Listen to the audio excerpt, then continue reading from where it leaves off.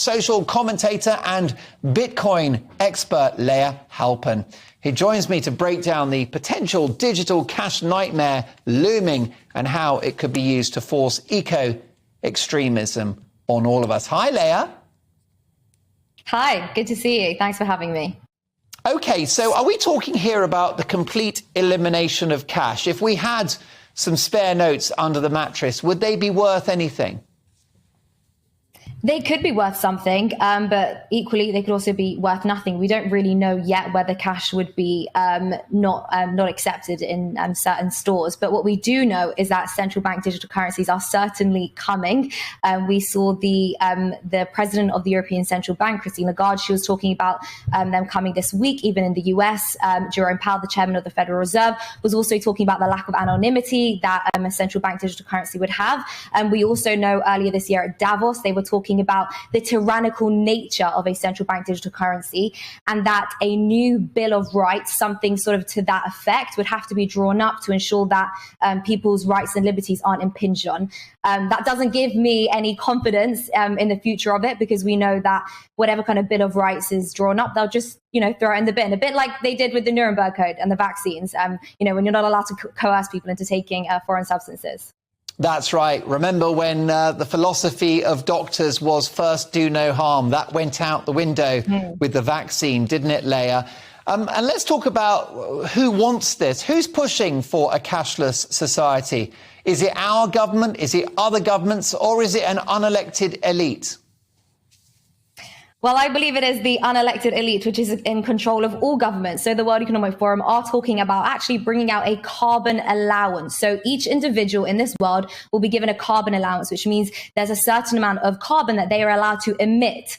This is easily put into effect through a central bank digital currency, because the currency is programmable. It's digital, which literally means it can be programmed to be spent on certain things. And people might say, this sounds pretty crazy, but I think it's totally realistic. If you just look at the height of the COVID pandemic in Canada, for example, if you weren't vaccinated, you had to be chaperoned to go into certain stores to ensure that you only bought essential items, because you're unvaccinated and therefore you're dirty and dangerous. So with a central bank digital currency, what that basically means is it's a lot more efficient now to discriminate against people, because you don't need to have those COVID marshals. You just program the money so that unvaccinated people can't spend that money on certain items.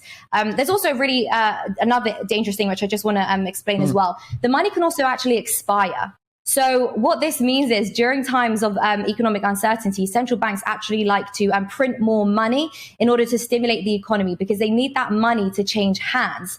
So we could get to a situation whereby they say, okay, guys, for your greater good, of course, we need to stimulate the economy. If you don't spend, let's say, 10% of your current savings, what you have sitting in the bank, in the next 3 months, that money is going to expire. And that's pretty awful. It means, you can't build long-lasting generational wealth. It means you're forever a slave to the 9 to 5.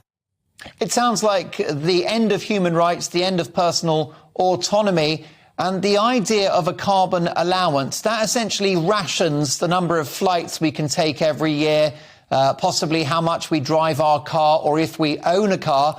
It might even be that we can only have steak once a week. This is the extreme outlook if we are slaves to these digital currencies. Absolutely. It's really concerning. And again, I always like to look back to what happened over the last 2 years. They literally limited how much time we were allowed to spend with our loved ones. We weren't allowed to go into hospital to see, elderly family that were dying and that were sick. So to think that they wouldn't limit what we're allowed to spend on certain items would simply be naive.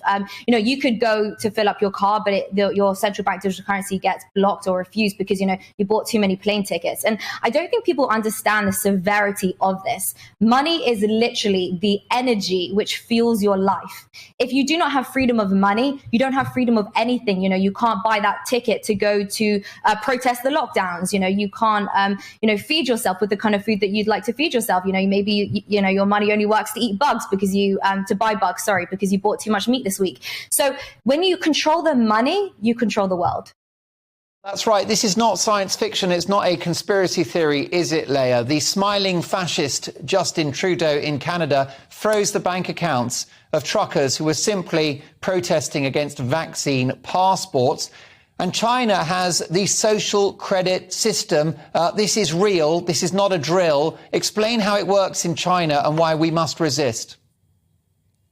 So essentially, because China is that communist state, that communist nation, everything that you do is monitored and tracked. So if you say the wrong thing, you like the wrong thing on social media, on their version of social media, then you're given a credit score. And if your credit score falls too low because, you held that wrong opinion, then your money will be refused. So you and I simply having this conversation could potentially bring our social credit score a little bit lower. So, if I'd like to buy a plane ticket back to England so I can come on your show, or I can see my family, my CBDC, could get refused because I had this conversation with you, bringing my social credit score lower. It's a little bit like actually Black Mirror, if you've seen it. Black Mirror is literally just this Netflix program which shows us a very realistic tomorrow.